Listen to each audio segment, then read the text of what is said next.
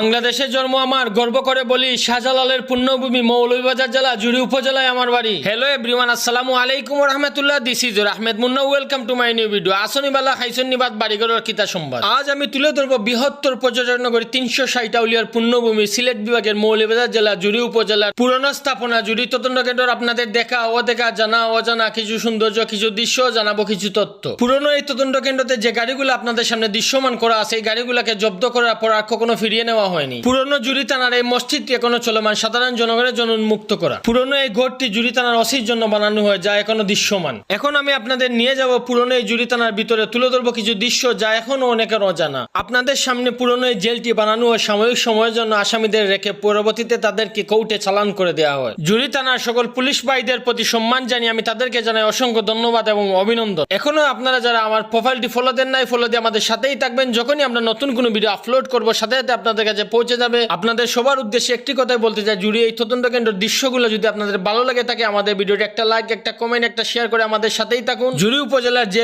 Video upload করলেই for you. Moulvibazar জেলা জুড়ি উপজেলা জুড়ি তদন্ত কেন্দ্র ঘিরে আজকের এই ভিডিওটা এই পর্যন্ত। ততক্ষণ সবাই ভালো থাকবেন, সুস্থ থাকবেন। আবার দেখা হবে, কথা হবে নেক্সট কোনো ভিডিওতে। আল্লাহ হাফিজ।